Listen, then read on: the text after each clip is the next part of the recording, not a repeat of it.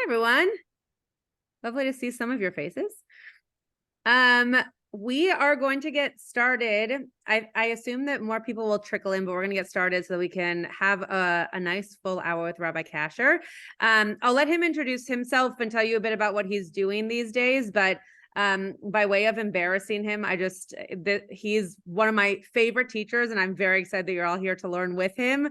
And for those of you who have done some learning with us in the past, I don't know, years, I guess at this point, at Beth Am, we really try to engage in high-level learning, and Rabbi Kasher is definitely at the top of that list for us, and it's lovely to be able to bring him back again into this space. So I'll really just turn it over to him. I'm excited to be able to learn with all of you, but I'll turn it over to him, and an early, I guess not so early, but Shana Tova, and lovely to see you all. Hey, everybody. Well, right back at you, Rabbi Schatz. It's always like one of my favorite colleagues, and always a pleasure to be in a learning space with you. And thanks to Temple Beth Am for having me. I was, for the last 5 years, I was a rabbi in a shul just down the block, and Temple Beth Am was our beloved competition. You know what I mean? We're sort of sister shuls, even though we're doing very different things. So I have this really strong sense of Temple Beth Am's presence in LA, and now it's nice to be able to break out of when you work at a shul, Rabbi Schatz knows, that's all you do. You're just in one community, and you go deep. But now it's nice to be able to go a little wider. So I'm really happy to be here with you all, and I'm in this new role with HADAR, and my job is to be a support to all the communities in Los Angeles, and really with an eye towards just amplifying Torah learning in Los Angeles.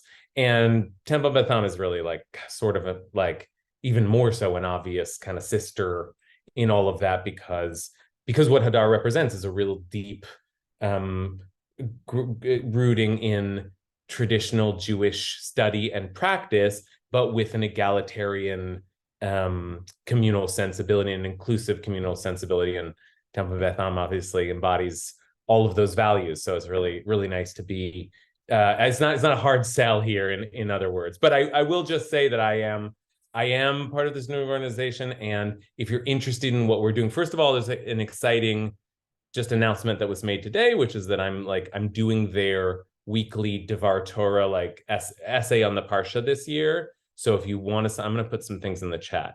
So if you want to sign up for that, you can find that here. So that's one example of the kind of stuff HADAR puts out, and as it so happens, in this case, I'll be the one authoring it. So if you know me and you're curious about HADAR, that's 2 for 1. And then HADAR also has all kinds of it's a yeshiva, but it's really a learning institute, and has all kinds of offerings, including online classes like this. And the next one of this sort of class that I would recommend to you is the morning Erev Yom Kippur, which is sometimes called Yom Hamal. There's going to be a whole program at HADAR, and so here's a link to that if you're curious. A bunch of classes. I'll be giving a class, but I mean the morning before Yom Kippur there'll be a lot of classes kind of readying us for that end of this experience that we're about to enter into. I was just joking with Rabbi Schatz before this, it's insanity when you're a community rabbi, a pulpit rabbi, and I'm for the first time in years kind of relieved of that insanity. So it's just let's just learn a little Torah together. I'm very, very happy about that. Okay, so with all that said, let's learn a little Torah together. Well, first of all, when I was talking to Rabbi Schatz about doing a class, an Elul class, we talked about the themes, and we talked about when I might do it. And then I realized it turned out, I'm going to be doing it on September 11th, on 9/11. So that felt significant to me. That date still feels significant to me and most of us, I think. So it's an opportunity, first of all, to dedicate our learning to those who we lost on 9/11, now over 20 years ago.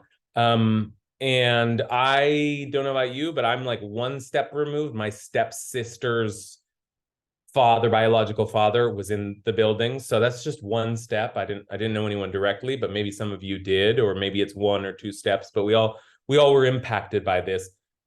So let's just start there, just as a kind of ceremonial thing. I thought we'd just take just 30 seconds of silence just to honor those who we lost that day. There were thousands, though it felt like even more. I mean, that was devastating enough, but it affected us all. So let's just take 30 seconds of silence, as we do sometimes, especially in modern Israel. That's like a way of marking moments of sorrow, commemorations. So we'll start there, and just like with an eye towards dedicating our learning to our tradition is our learning elevates the souls of those who have departed. So we'll just with that in mind, we'll just take 30 seconds of silence.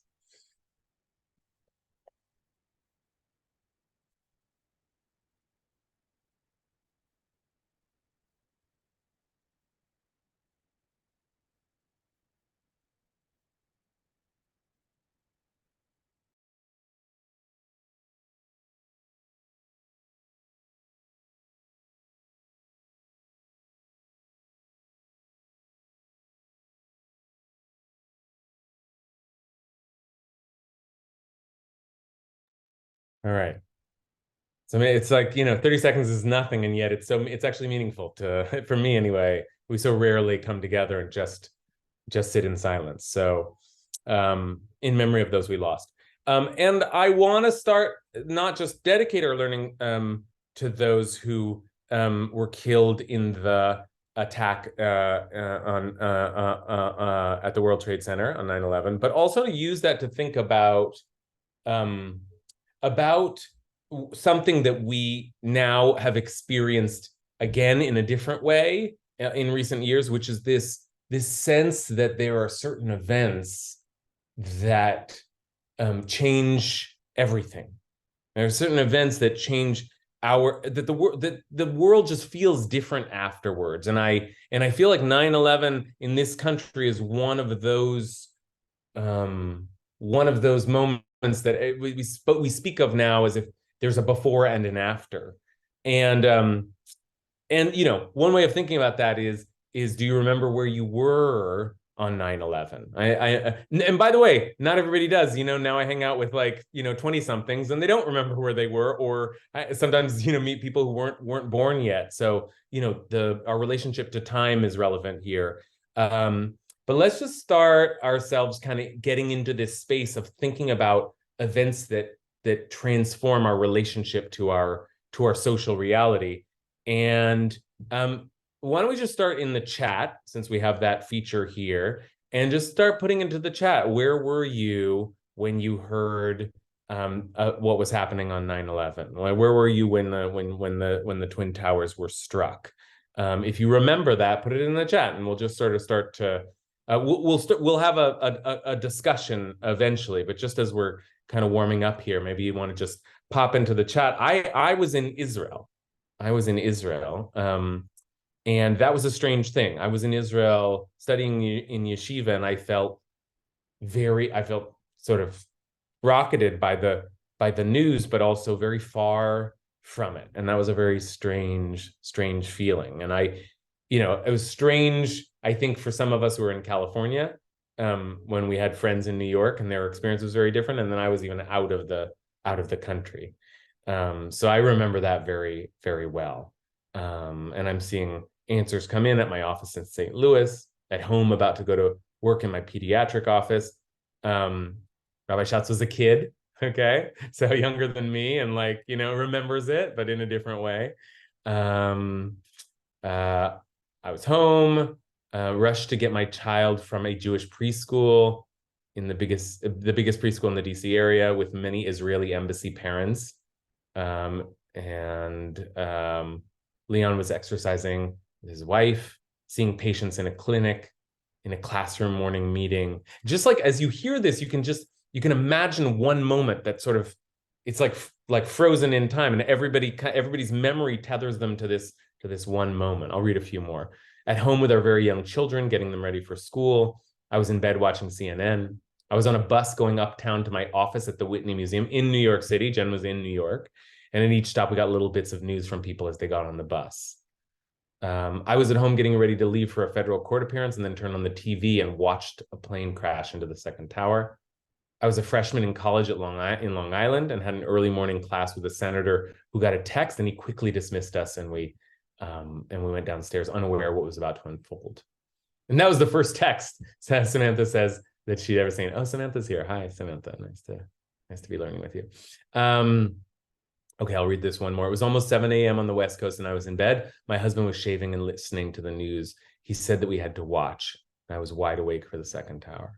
So it's like you can just feel, as we so easily recall exactly where we were, how this moment becomes kind of etched in our memory. And, and there are other, my father used to speak of JFK getting shot this way, and like I didn't experience that, but there's like certain moments like this that it's just like, where you were, and where you were because everything afterwards keep referring back to that moment of transition, that before and after. Okay, so that's just us warming up, and now I want to take it one step further. We'll still do this in the chat, just because we have a lot to process tonight, and soon we'll open it up for comments and conversation. But just using 9/11 as an entry point, one other question I want to ask about it is, what do you think it feels, I keep saying, oh, it's one of those events that changes everything, but what has changed since 9/11? Like, what do you think is different about the world since, what is the after 9/11 world that is different than what came before? Let's keep it in the chat for now. What are some things that feel different? And I'll start us off again. I feel like security is different. Security at airports is just like radically different than what it was beforehand. That's one way in which nothing has felt the same since. What are some other ways that the world feels different post 9/11? Anyone have thoughts they want to drop in there? Sean and Tom say, in the US, we no longer feel safely apart from the troubles of the world. And that's right. There was like some way in which we're geographically isolated, and suddenly we weren't. The Golden Medina that my parents fled to from the Shoah was no longer safe, right? Like, this was a different kind of safe haven than like, this is really like far away from it all. Government control over individuals and loss of liberty. That was a huge thing. That was a huge thing. A way that the government was able to sort of seize the moment and command executive power and maybe overreach it in some ways. And we're still dealing with the aftermath of that. That's, yeah, right. Okay. Okay. What else? Ironically, Samantha says that was the last time I felt a sense of togetherness in this country. It's like interesting. Like, there was this moment right after 9/11 where I felt like there was this real sense of togetherness and collectivity. And yet there has been since then a kind of political fracturedness, a sense of fear that drives our politics that is different than it used to be. And by the way, my father would have said the same thing about after JFK was killed. Like, this is like a certain loss of innocence, a certain sense that this society isn't working as well. This world society isn't working as well. Okay, all right. Like, we could do this with 9/11, and we can also, and sort of this is where I want to head into thinking about more recent events, because we now have this. 9/11 was kind of the biggest thing that had happened in my country, in my world, until these last years with COVID. And COVID and the pandemic has been a similar, not a similar event at all, but a similarly transformative event. And, it's different in all kinds of ways. There wasn't a moment, right? It's not like when the planes hit the building, but I do remember, I won't ask for this in the chat, but I'll call on you to remember what were some of those first moments? You know, that trip to the grocery store where you're just like throwing things in the cart. Do you remember that? Or whatever it was for you that just has started to realize, whoa, I'm gonna stay at home tomorrow, or everything's different, or they've called off this major event that I thought was happening. You know, when we really didn't know what was happening, and then suddenly everything's starting to change. Okay, so here's where I want to enter into the real conversation. And I say real, meaning the one that's live, the one that we're really still having, which is a conversation that is, you know, we couldn't process in the midst of it. We were just surviving. But I think we're starting to have this conversation once again about how the world has changed. And I want to think tonight about how our world has changed post-pandemic. It's weird to say post-pandemic. I just had a COVID sweep run through my family a couple of weeks ago, so it's like it's in the world now, but we are post something. We're post something, some strange period that we were in that, you know, we have exited. So let's now start to open it up, and I'd love to just like call on folks and hear from you what ways in which you feel like our post-COVID world, post-COVID is the wrong term, but post-lockdown pandemic world is different. What's different now? What feels different now? Little things, big things, our relationship to masks or television or whatever it is. I'd love to just hear from you all a little bit now that we're beginning to reflect and look back. How does the world feel different now? So with that, I want to open up the conversation a little bit and think about that before we dive into some Torah, which I think will help us think about it further. So let's start with Rachel Green. And if we can't see you, we can't see you. But if we can see you, that's better. Okay. There you are. I Hi, can Rachel. do this while I'm speaking. I think the distrust of anyone and anything labeled an expert has really been impactful in a way that it wasn't before the pandemic. Before the pandemic, a person had some authority, being a professor of this or that, or being a teacher of this or that. And now I feel like the notion of having expertise, particularly in public health, but it's become fodder for ridicule, not some role that's respected in society. Great. Thank you, Rachel. That is such a keen observation. That is a profound sea change. And I know what you're talking about.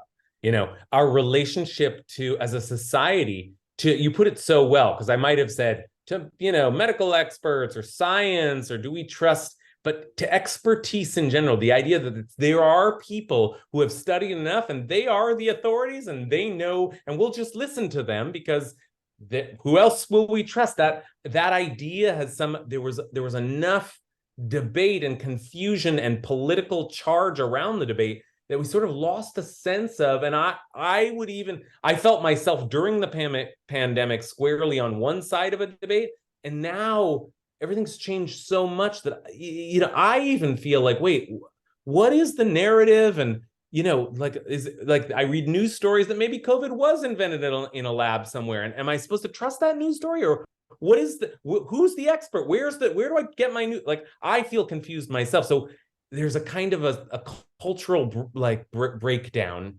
and a certain loss of reliability of a sense of authority and expertise that we used to have. That's a great example. Let's hear a couple more. Michael? Well, I was going to talk about how Jewish learning has flowered with Zoom, but I will take off on Rachel's comments because I was just on a call earlier for our Maimonides Society here in San Antonio, And we're having Peter Hotez speak in February. And he is a doctor at Baylor who is going to, his book is coming out on the deadly rise of anti-science. And he spoke at the Holocaust Museum Houston annual event this year about the interrelationship between the issue of anti-science and the anti-vax movement and anti-Semitism. And he has to travel around. He's Jewish. His family and he have been the subject of virulent anti-Semitism. And he has to travel with special guards and security, and it's a shame, but this is part of the world we're living in now. And I agree 100% with Rachel. I saw this in my pediatric practice before. It took a lot of root, a lot of it began subtly, and just in my final years of practice, it just exploded. And this distrust of especially in the public health arena. Yeah. Okay. So, Michael, building on this concern, this idea that we've lost a sense of public trust, of trust in experts, and tethering that to a spike in anti-Semitism, and you can think of all kinds of ways that instead of a team of experts, there's now just teams, and you're on your side or the other side, and there are enemies, and there's your people, and then there's the bad people who are like doing something that you don't want happening to society. And it seems like the breakdown in public trust has moved in tandem with a kind of increasing, not that it wasn't there before, but now it's easier to just pick your team and scapegoat another team, and hatred is also on the rise. And maybe that is also that we can track with our recent COVID history. But I want to return to Michael actually gave me the entry that I really want, and I'm most of all, I'll be kind of meta tonight and reflect on the first thing that Michael said, which is exactly what we're doing tonight. This Zoom learning, this Zoom world that we're in, this online world that we are in, that has become so familiar to me as a teacher and to all of us in different ways. This becomes a new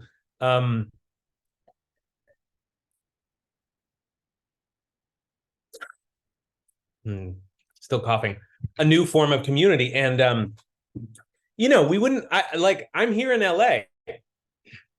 Many of you are here in LA. Like, we wouldn't do this before the pandemic. We would have gotten together in some shul basement and we would have done this. And now it's great because, there are probably some people on this call who are not in LA. And we are, one of the things we gained in the pandemic, and I am not saying this as a critique, I'm part of this world now, is that we're able to find each other. And if it was one of the great blessings of the pandemic, but it's a tricky blessing. And I think we're now in a position where I'm so used to teaching to a bunch of blank boxes. I don't know who's on the other end. And there's something unsettling about that, even though here I am, this is what I do, this is what you do, this is what we all do now. And so I do want to use this space to reflect on that a little bit and to process what it means to be living in this like newly textured online reality. Okay, so I want to head there soon, but I want to take the last two hands that are up. One from Ty Bell, and again, love to see you if we can. If not, that's fine. Actually, I'm still home in the pandemic and I'm on bed rest again. So all right, this is the best I can do, which is my Rosh Hashanah Simonim. Anyway, when you first asked it, I had a very personal reaction But then I thought it might be part of a bigger reaction, and it's part of the package deal. I'm a lifelong reader, and I had never been interested in reading electronic books. And now, and I read more than one book a day. Now I have 10 public library overdrive systems.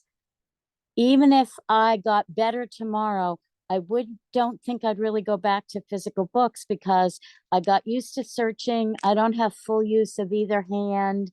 It's so much easier to turn the pages. So the package deal is, hey, I can't order Judaica on interlibrary loan. I should say I'm in Maryland. So the biggest library that gets Judaica is in Baltimore. I'm near Washington, D.C., but it's a package. And the reason why, and Mike started going there, who's also not in LA.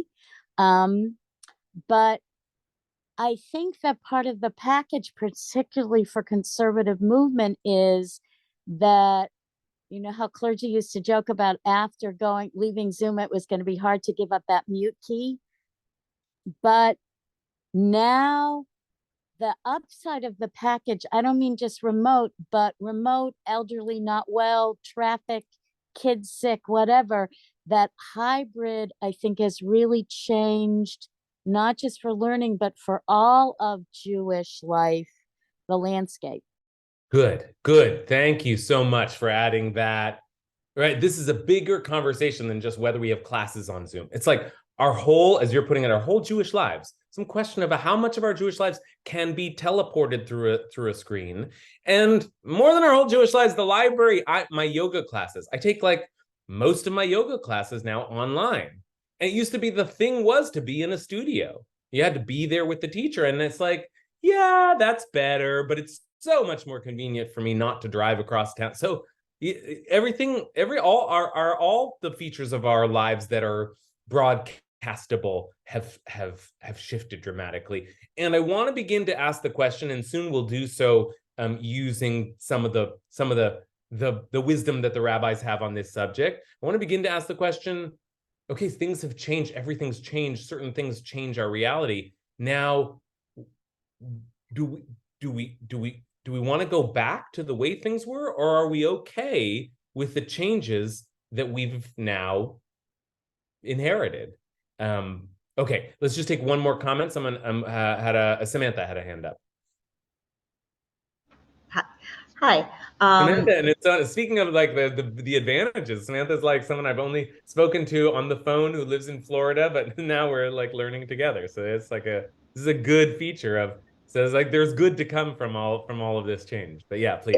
Exactly, and you know, it's really opened up, I think, everybody's world. And I think that for me was, I think, actually an advancement in Judaism. I think there were a lot of people that I've even seen in all different communities of Judaism that were even fearful of technology, and that you see other sectors and other, you know, that perhaps started to embrace technology and a more modernized view of even Judaism because of the pandemic. So I thought that that's one thing that I started noticing in different communities emerging is this overall shift in what does it mean to be Jewish? What does it mean to be a community? And how can we sustain being a Jewish community? So I think overall, we almost have a different narrative of how that could look in all different aspects of Judaism.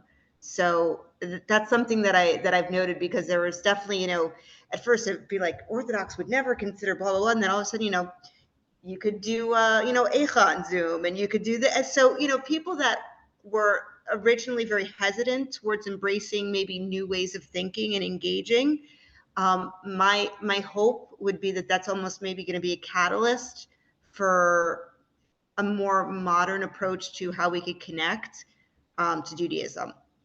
Good. That's so helpfully put, and especially the emphasis on technology. And, you know, you framed it in such an interesting way that maybe actually before major events like these, when we're forced to rely on technologies, we're afraid of them. They're unfamiliar to us. We don't want to log in, but also we're just afraid of the world changing. We don't want to lose the not just that human connection. You know, it can be very kind of, you know, maudlin about how, you know, important it is to, but we're afraid to lose a sense of the way things are.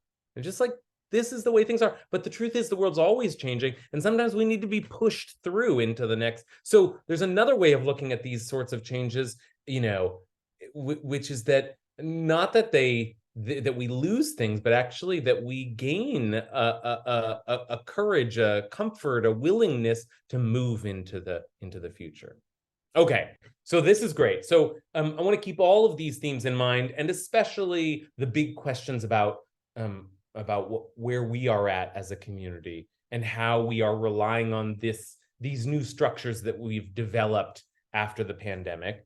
And look, Rosh Hashanah, this is more talking than I usually do before we study text together, but this is the right time of the year for processing, not just studying, but processing. We are heading into the new year, and it is a good time to think about where we are at as individuals, but also as a community. And we take a cheshbon hanefesh, an accounting of ourselves as individuals, but we also take a cheshbon kehila, an accounting of where we're at as a community. And this is a good moment to do that for all kinds of reasons. And to that, I'll add, before I share some text with you all, that rabbinic literature, by which I mean the product of the rabbis of the 1st and 2nd century and their students, that turns into the Talmud and the Midrash. Rabbinic literature is excellent for thinking about precisely these issues, these questions of what we do when everything changes, because rabbinic literature, it's not an exaggeration to say, is in itself a response to a massive structural change in response to a historical calamity, and that is the destruction of the temple. The destruction of the temple as the symbol of the conquest of our sovereignty in the Holy Land by the Roman Empire, and our increasing dispersal into a Judaism in exile, which was our reality for thousands of years after.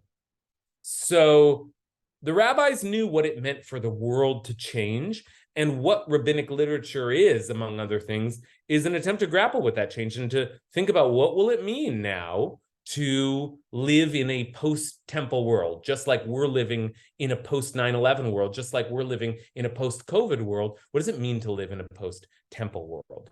So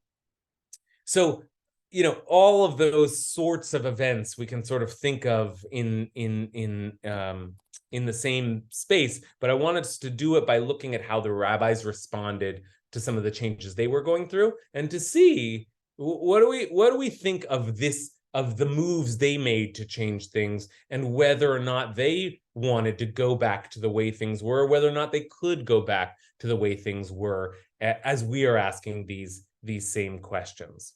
We're going to look at a story that I think cuts right to the heart of these questions, and it's a story that takes place on Rosh Hashanah of all time. So it's like all of the pieces coming together in this story. I think this is like a really perfect tale for reflecting on some of these questions of what we do when everything changes.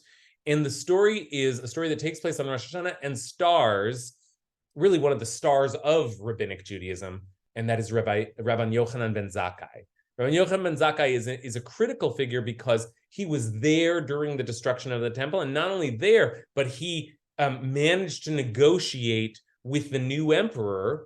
Famously, he had some respect from that emperor, and he was offered, well, we're going to take over the city of Jerusalem, but what do you want? And what he said was, just give me Yavne on a city that was outside of Jerusalem, that was a kind of a safety, a kind of a refuge from the conflict in Jerusalem. And he said, just give me Yavne, and I will start anew, Yavne and a group of scholars, and we will begin a new kind of Jewish life there. And that is what became rabbinic Judaism. So Rabbi Yochanan ben Zakkai is really the figure who's asking these questions of how do we live now, now that everything's changed, now that we don't have a temple. And the temple, I'll just say this before we dive into the text, it's it's hard to overstate how central the temple was in ancient Jewish life. It was like,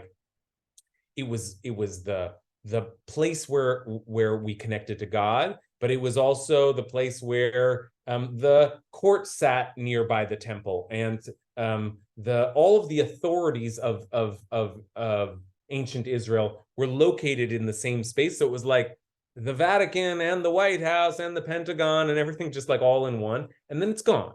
Okay, so this piece of Talmud that we're going to look at is reflecting on what it was like when the temple stood and what then changed once the temple was destroyed, which is in some ways what all of rabbinic Judaism is grappling with. So let me share with you a link to this source sheet, which I'm going to share anyway, so you don't need you're not going to need a link, but just in case it helps, let me share you a link.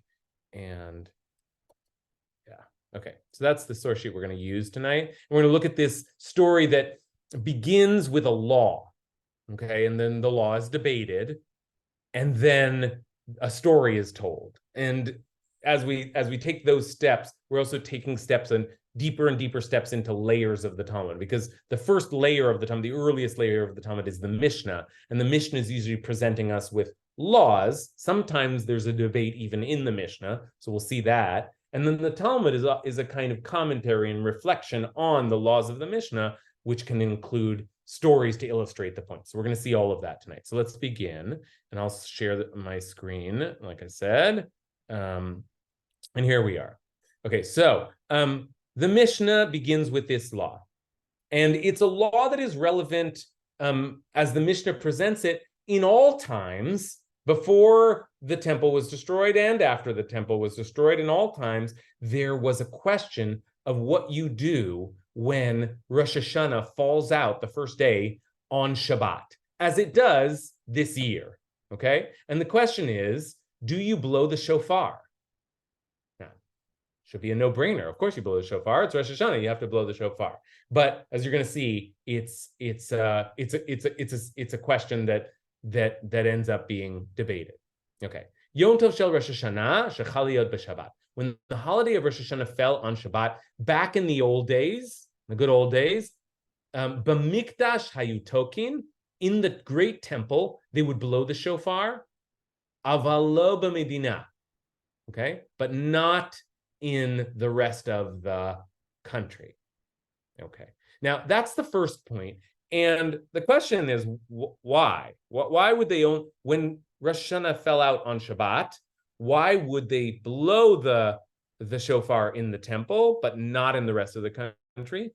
There's debate in the Talmud. They go back and forth. And maybe Shabbat prohibits you from using instruments or using a shofar at all? No, that doesn't seem right, because the Torah says you're supposed to blow a shofar on Rosh Hashanah, and even calls Rosh Hashanah a kind of Shabbat. So in the end, what they decide is, the reason that there's some anxiety about blowing the shofar on Shabbat is because you might not be able to blow the shofar well, or you might not have a good shofar around. And so what you'll do is you'll go and you'll take the shofar to another place. You'll ask an expert to help you. You'll get them to bring a shofar over to you, and you will come to the prohibition of carrying on Shabbat.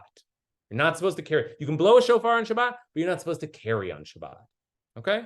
So that's the conclusion they come to. That's the reason that we're worried about blowing the shofar on Shabbat. And by the way, a bunch of other holidays like shaking the lulav on Shabbat, right? Or why we don't read the Megillah on Shabbat. All kinds of concerns that if we're doing other ritual things on Shabbat, then we'll need to figure out how to do them. We'll end up breaking Shabbat, okay? But the law was, therefore, on the first day of Rosh Hashanah, when it fell out on Shabbat, we didn't blow the shofar. But in the great temple, in the Beit HaMikdash, we did blow the shofar. Now, why did we blow the shofar in the great temple if we didn't do it anywhere else? Well, it's the temple, and we have to blow the shofar on Shabbat. I mean, it is actually technically a requirement to blow the shofar. So we'll blow it in the one special place where we know we've got a shofar set up and we know we've got experts who know how. That place, at least, we're going to fulfill the mitzvah of blowing the shofar on Rosh Hashanah, even when Rosh Hashanah is on Shabbat. And that's that was the compromise. We'll do it in the temple and we won't do it anywhere else. Okay, that's before the temple is destroyed. Now, what do we do after the temple is destroyed? And Rabbi Yochanan ben Zakkai has a proposal. Rabbi Yochanan ben Zakkai had all kinds of proposals. This is what he was doing in the aftermath of the temple's destruction, is coming up with new good ideas. But here's his new good idea. Rabbi Yochanan ben Zakkai said that since the temple was destroyed, Mishacharav Beit HaMikdash, Rabbi Yochanan ben Zakkai decreed that they would blow the shofar in any place where there was a courthouse. And really, it's not so much a courthouse, but a court, a Beit Din. Here it is in the Hebrew. Now, a Beit Din. Nowadays, we talk about a Beit Din, we're talking about 3 judges, just 3 rabbis, right? Rabbi Schatz and I get one other rabbi, we're a Beit Din, okay? But in the days of the Mishnah, when they're talking about a Beit Din, they're talking about a good number of judges, 23 judges, okay? 23 judges. That would constitute a Beit Din. So Rabbi Yochanan ben Zakkai seems to be saying, we'll soon see a debate emerge, but he seems to be saying, now that the temple has been destroyed, we still should be careful about blowing a shofar on Shabbat, but we can do it any place where a court sits, where we've got an established court. Now, why would that be so? What does a sitting court have anything to do with the temple? I explained to you why we would blow it in the temple, but nowhere else. But what about a court? What do you any thoughts on why a court, a group of 23 scholars who could render decision on law, that any place where they were, that would be reason to blow a shofar there? Well, what's the significance of a court? Any thoughts on that? Yeah, Marlis. Marlies. Sorry. Marlis. I don't know if this. I'm just thinking about the shofar being associated with Rosh Hashanah, which being the day of judgment. So maybe it's, associating judgment with judges. Good. That's great. That's a great connection. That never occurred to me, but that's great. It's Yom Madin. It's a day of judgment. So what embodies the judgment, the divine justice that we hope it gets reflected on earth more than God's appointed judges. Once upon a time, they sat in the Sanhedrin in Jerusalem, and now any place where there are judges administering justice, that not just creates authority, but actually carries out some of the themes of Rosh Hashanah. So it's a legitimate place for doing the work of Rosh Hashanah. I love that connection. Tybell. I thought of 2 things. One is because the court might be sitting if you need a quick answer about shofar blowing right before you need it. And even if they're not sitting then, if you decide not to do something, but this was Rosh Hashanah, but we've got until Yom Kippur, you could get an answer faster as one if it's a place with a sitting court. But the other is, and I'll do this by analogy, the way New York City is a great town for classical music. So there are more places to hear it. There at least used to be, when I lived around there, more classical radio stations, not just one. If you have a place where there are more people that live who care about these things, it will elevate the general interest in paying attention to doing things the proper way. Okay, beautiful. So Tybell, Tybell, is that the right way to refer to you? Or No, do you it's the Yiddish, it's Tybell. Tybell, okay. So Tybell says a couple of really, really helpful and important observations. One is, we've been talking about experts, right? Expertise. Well, this is an example of expertise. The people who know Jewish law, the judges, they're around. So if we have any uncertainty about, are we blowing the shofar well? Well, we've got experts around. Is it okay to transport the shofar to one place? All these concerns about the ways in which we might violate Shabbat or not fulfill the commandment of Rosh Hashanah, all of those anxieties. Well, we've got 23 experts around. So that helps, right? So that's one piece of it. But of course, the other observation is also very powerful, which is that thinking kind of big picture about what's changed here, well, maybe what's important now in the world after the temple is not the building or the sanctuary or the holy place, not Zion, but people. We're now going to carry the tradition. Our experts are going to carry the tradition. Our scholars are going to carry the tradition. This is now going to be a religion that is grounded in human beings and their gatherings, their coming together. And so a courthouse is the new center of Jewish life, the place where the law is debated, where the questions of how we live are being asked. The temple is, in a sense, no longer the center. It's increasingly irrelevant to our collectivity, and so the courthouse, the assembly of our scholars means something different now. Maybe it really is the new temple in Jewish life. Okay, all right. So great. So here's some reflections on why the courthouse might have been, why Rabbi Yochanan ben Zakkai might have pointed to the courthouse as a new place where we could fulfill the commandment to blow the shofar, even if it fell out on Shabbat. But there is a debate. So it seems like Rabbi Yochanan ben Zakkai says anywhere there's a courthouse, you can do this. But there is a debate, and it turns out we're not so sure. So let's take a look at the debate. The debate is, Rabbi Elazar said, Rabbi Yochanan only meant in the city of Yavne. He didn't really mean anywhere there was a courthouse. What he meant was anywhere the great court, the Sanhedrin, had been moved to. And in fact, in his day, the place the Sanhedrin had moved to was Yavne. Now that's a court of 71 judges. That's the Supreme Court. And maybe what he means is, yes, everything we said before is true, and we should ground the new authority in experts and in people and in gatherings and in law, but not just anywhere. There still will be one central place, and that place will be Yavne. But the other opinion, and maybe the more radical opinion, is like, no, and maybe the more straightforward understanding of Rabbi Yochanan's opinion is, no, whether in Yavne or any other place, there's a courthouse. In other words, is it that we shifted the exception from the temple to one other place, and now embodied in the great court? Or is it, no, now we can do it wherever we gather together, right? There's like the real stakes to this debate. And I wonder if anyone wants to speak them out, but the debate is whether we've just shifted this exception to one place or whether everything has changed. And now any of our gatherings create this kind of exception to the rule that we don't blow the shofar on Shabbat. So Samantha has a comment. I might not be articulating this that well, but the thought just kind of crosses my mind. Okay, well, the Beis Hamikdash has been destroyed, and now it's basically the great equalizer, because no longer do we have the central hub of what is the holiest of holies.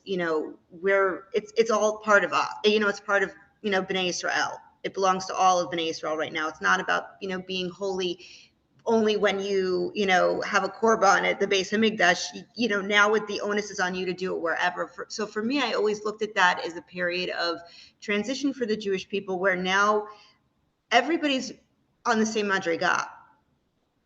So I always looked at that as a very interesting shift in Jewish life. Is like now it almost empowered the Jewish people that I am just as holy, I am just as capable as maybe the Levi in the Beis Hamikdash, or the Kohen Gadol, whatever. But I guess what bothers me about this explanation is that we've lost the kingdom, we've lost the priesthood. So by giving it to the Sanhedrin, by saying that you could do this for them, it's almost like we're bestowing upon them that stature of being royalty. Whereas to me, that seems incongruous with where we're at in Judaism after the Beis Hamikdash was destroyed. Okay, all right, this is great. Samantha's given us a really nice framework for thinking about this dilemma, because it's a dilemma here. Everything has changed. The world has changed. No question. Everybody knows that the world has changed. There's simply no more temple. So now the question, though, is how is this an opening to change things radically, Or are we going to try to keep change as minimal as possible?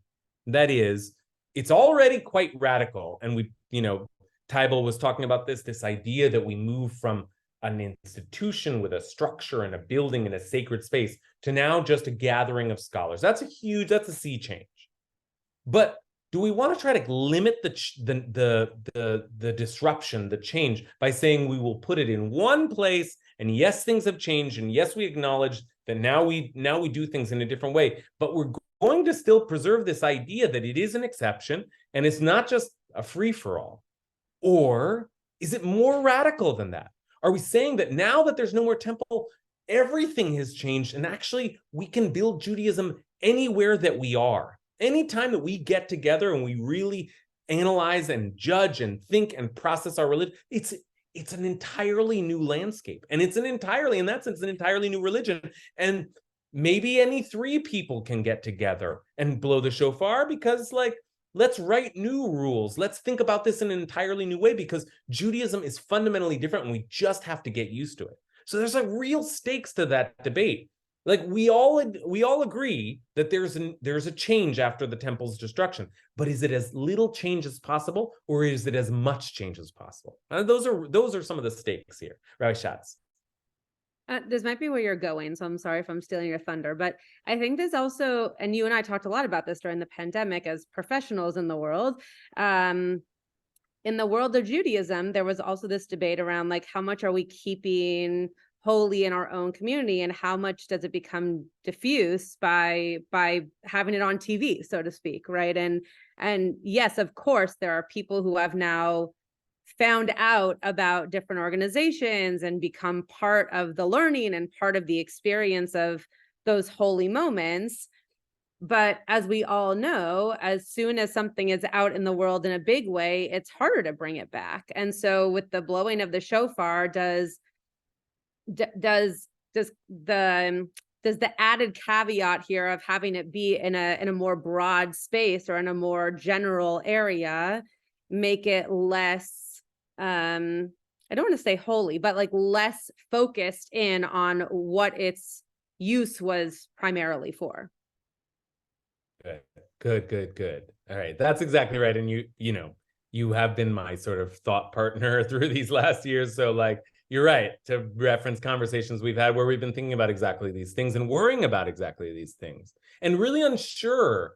Your rabbis have been unsure, just as you have been unsure. What's the right call here? I mean, during mid-pandemic, deep pandemic, I think all of us acknowledge that it was a tremendous gift to have some kind of online portal to connect to anyone. But now, is the cat out of the bag? Have we gone too far? I worry about these things. I love learning online. I'm so happy to have but I don't like praying online.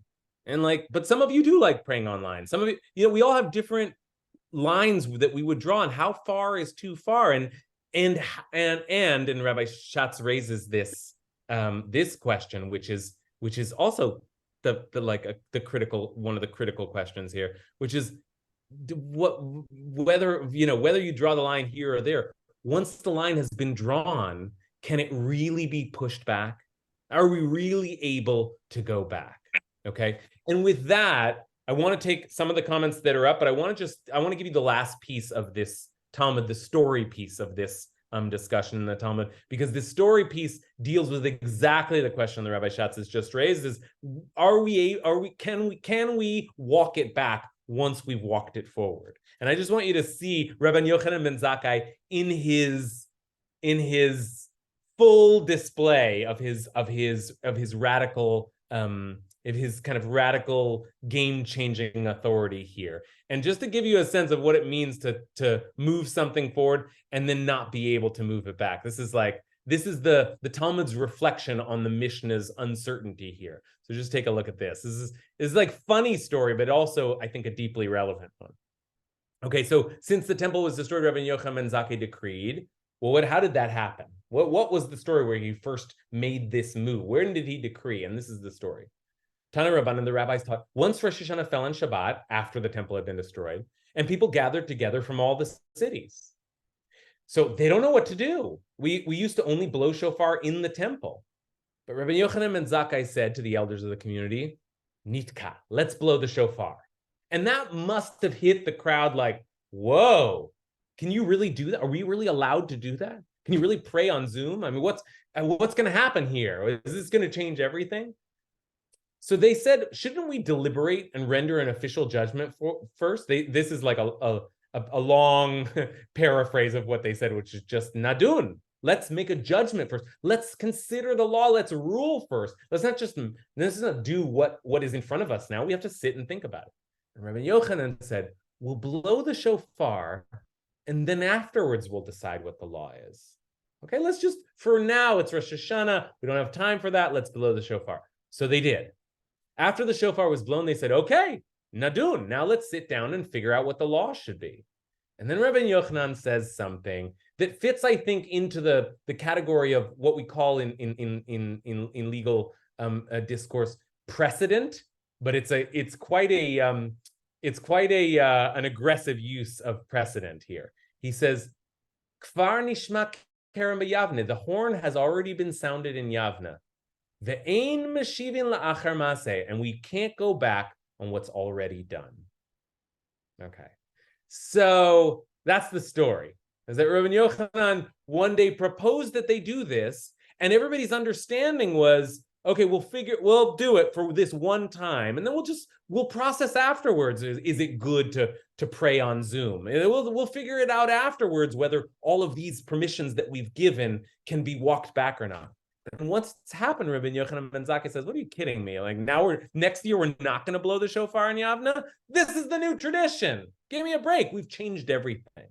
Okay, now I want to so that's the story. And I want to turn back to you to, again, ask this question that the Talmud is asking, that Rabbi Schatz is asking, that I'm asking, that I think we're all asking, which is, this new reality, this new status quo, this learning together online, sometimes praying together online, doing our yoga classes online, this whole new world that we're living in, is it just the new reality and that's all there is to it? Or should we be, as some of those rabbis were in Rabbi Yochanan's time, worried that no, maybe we went too far. Maybe we should be walking it back. Maybe it isn't enough that the horn has already been sounded and that's all there is to it. So I want to we'll just come to a close soon, but I want to hear your thoughts on this question of where we're at and whether this is good and whether it's or whether it doesn't matter whether it's good or not. It just is. Or on the other side of the debate, no, we've gone too far and we need to rethink. Now that we're emerging from the pandemic, let's rethink some of these new norms that we've become accustomed to. So open it up for your reflection on that question. Yeah, Tom.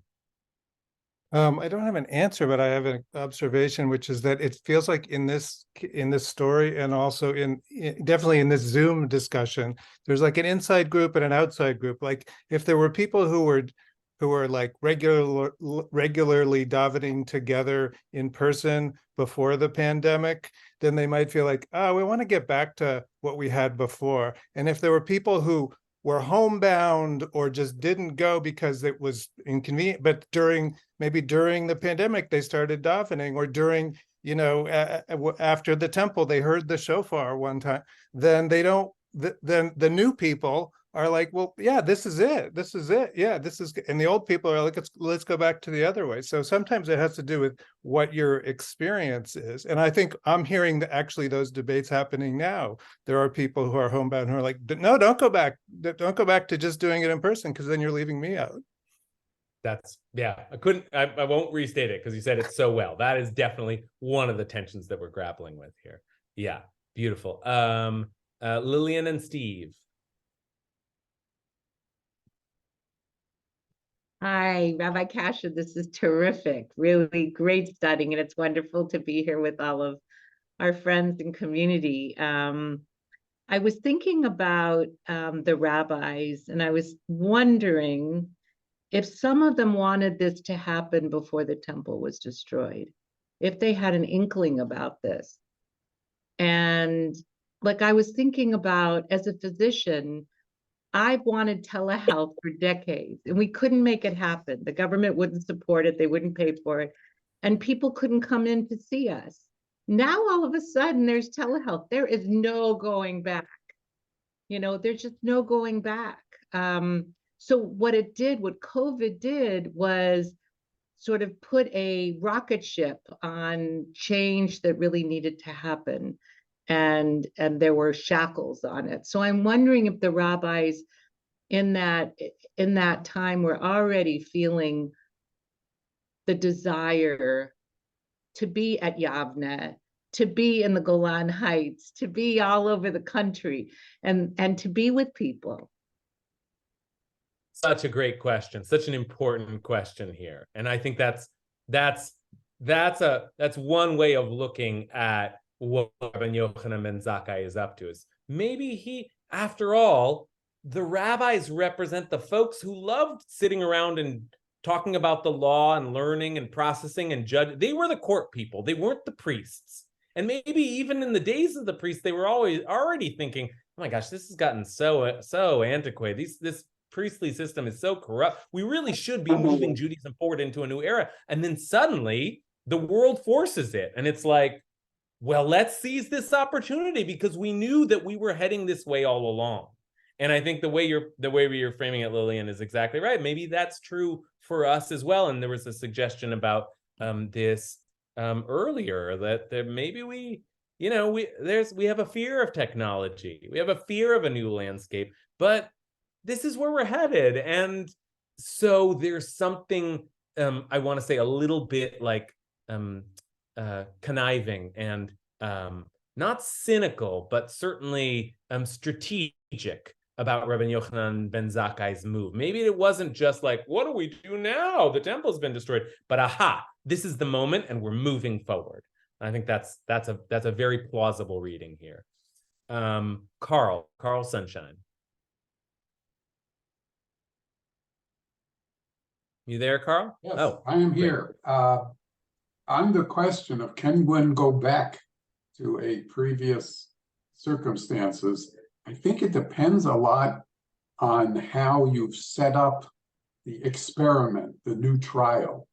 If you go into it with an acknowledgement that it is a trial or that there's some kind of unusual circumstances, and then when you get done, you can say, okay, we evaluated the trial or the new circumstances have ended.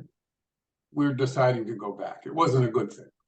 But if you go into it without setting it up that way and you make it seem more like, well, we're just doing this new thing now, that's the new thing, then I think it's much harder to go back. And on this point, I have to say the halo on one of our exalted rabbis is a little tarnished for me because it seems like he manipulated the people. He misled them perhaps purposely that this was an experiment, but then it wasn't. Yeah, I so appreciate that reflection, Carl. And I must admit, I'm with you. I can't help but look at this interchange and sympathize with the rabbis who just want to talk about it first. Can't we talk about it first? They're open to what you're saying, but can't we make a decision? And on the one hand, maybe there are moments where someone just has to, seize the reins. And Rabbi Yochanan ben Zakkai did what he knew had to be done. And maybe we have a Judaism because of him. That's one possibility. But the other possibility is that this was a power play and it was manipulative and it was cynical. And in fact, what we should do in times of crisis is sit and process and reflect. And it's hard because it's a crisis and we don't have time, but certainly afterwards, now they've blown the shofar. Let's talk about it. Is this the right decision? Have we gotten to where we want to be, or have we just ended up somewhere because we had no other choice? And that as we begin to come to a close here, I mean, that's what I certainly don't have any answers on the future of Judaism and the future of online Judaism. But I do think that wherever we go, like Carl, I want us to be reflective. I want us to be deliberate and thoughtful and to have a conversation so that maybe that conversation leads us to reconsider and to say, wait a minute, let's go back to the way things were. In some ways, we've lost something. Or maybe that conversation leads us to conclude it is inevitable. We are heading into a new reality, but at least we can do so consciously with a sense of what's at stake, what's been lost, what's been gained, and why we are deliberately and purposefully headed into this new future and not just stuck because what are you going to do? That's just the way things are now. That I think I'm agreeing with Carl and feeling like that's not the sentiment that I want driving our community into the future. It's just like, what are you going to do? That's just the way we've all gotten used to it. But no, aren't we people who process and reflect and judge and consider and study and debate? Like, isn't that the process that should lead us into the future? Okay, I'll take any last comments before we close, and I see one from Rachel.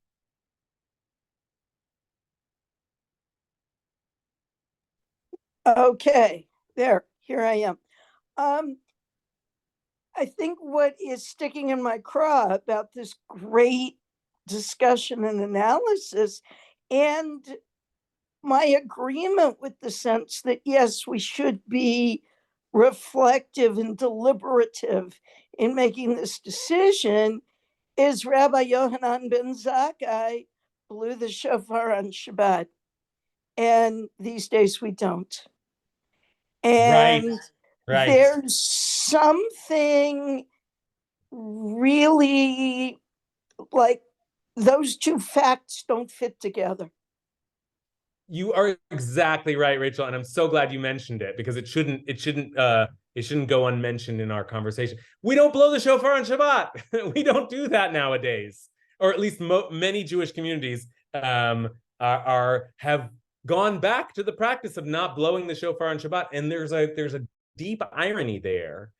Now, there's a technical reason, which is that we don't have the kind of court that the 23 Sanhedrin kind of style court that Rabbi Yochanan ben Zakkai was talking about. So it's easy to say, well, even if he meant it, nowadays that doesn't count. But that's not really the point. And I think Rachel is putting her finger on something very ironic and important to note here, which is that for all that radical movement, let's for a moment sympathize with Rabbi Yochanan ben Zakkai, who did move Judaism into the future. Have we then lost sight of that? Like, have we walked about now? Have we gotten more conservative? Was Rabbi Yochanan ben Zakkai really willing to bring us into a new era, and we cowered and we were too timid for that? But I think that's exactly right, and it's worth reflecting both on the perils of radical change, but also on the perils of like fear-based conservatism. And either of those things can be ills in our communal life. Okay, we'll just take one, maybe two last comments from Michael. Well, I think it's sort of interesting that we're having this discussion on the eve of the Supreme Court in Israel hearing the arguments tomorrow. I want to thank you for this rich discussion, and I also want to thank Rabbi Schatz and Temple Beth Am for at least not going back yet and having this hybrid system and making it possible for people like me and others to hear this great teaching, and so appreciate your learning tonight. Thank you so much, Michael, and thanks for making that connection. This theme that we've been considering tonight, we can think about it after 9/11. We can think about it after COVID. We can think about it after the decision that is being considered in Israel right now. There are this idea that things happen and the world as we know it changes. That's happening all the time. There are some events that glare more than others, but the truth is we're always having to process and reprocess our reality because there are forces beyond us that change everything we know. And I guess I will just end by saying sort of again that I'm really interested in us being a kind of conscious, thoughtful community.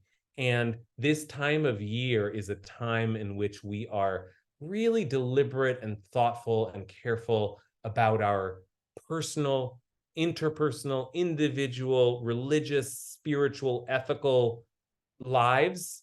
We think about ourselves and how we're doing, and can we start ourselves off, whether it's a new diet or a new whole way of being in the world? We think about ourselves that way, that sort of deep reflective way. So surely, as you know, eventually the high priest made a confession, not just for himself and his family, but for all of Israel. Surely we should be that thoughtful and reflective and deliberate and intentional about our lives as a whole people, as a community. And that this is also a time of year to do that kind of thinking, of really reflecting, what do we want? How do we want to move forward? What are our needs right now? How can we take the best of the past with us, but also be adaptive to the needs of the future? That's the constant Jewish equation, and we're doing it every day, and we're doing it in response to every great event that we have encountered. And I guess we're doing okay because we're still here, but there's still so much to figure out. So I wish us a year of reflection and intentionality, and I wish you all a Shana Tova. Thanks to Rabbi Schatz for having me here. Thanks to all of you for being here. Wishing you a Shana Tova. Thanks, Rabbi Kasher. Just Thank you. one last little thing. I'll just share that I think I couldn't have set this up better myself, but the way in which we sustain this ability to be able to be in process and be in community is also by having each other around, and to keep us honest and to keep asking those questions. And I think there is something to be said for a chevruta model of being able to learn with someone and talk with someone who can not just agree with you, but can also push back on you. And so I have definitely found that in learning with Rabbi Kasher and with many of you as well. And I think that's something for all of us to be keeping in mind as we're moving forward, learning, whether on Zoom or in person, through the next year. So Shana Tova, everyone, and we'll see you later. Thanks all. Shana.